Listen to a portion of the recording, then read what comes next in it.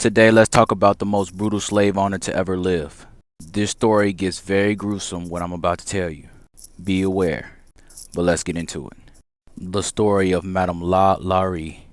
Madame LaLaurie is known as the torture queen of New Orleans. She did very demonic acts to her slaves, to the point where she holds the nickname the torture queen of New Orleans. She is one of the most infamous serial killers in the world. In 1831, her and her husband lived in a mansion in New Orleans, with an attached slave quarters.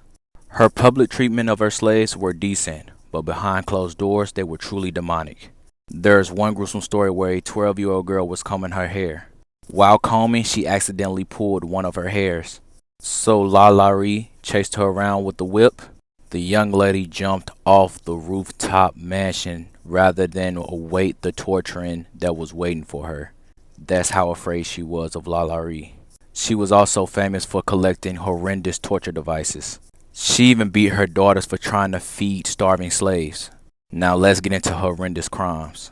She would stuff animal feces in her own slave's mouth and then sew them shut. She would also wrap her slaves' intestines around their own body. She once had the arms of a woman amputated and her skin peeled off in a circular fashion to resemble a caterpillar. The limbs of another slave were broken at odd angles so that they could resemble a human crab. She also had a 70-year-old female slave chained to a stove.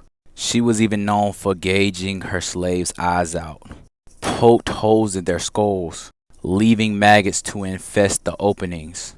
Remember I just said the lady slave that was chained to a stove? She set fire because she did not want to go to the upper room in that mansion.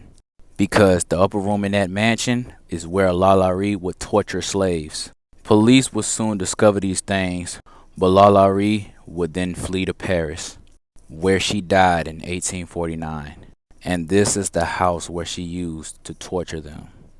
I'm just truly lost for words. But that is it for this story. I'm out. Deuce.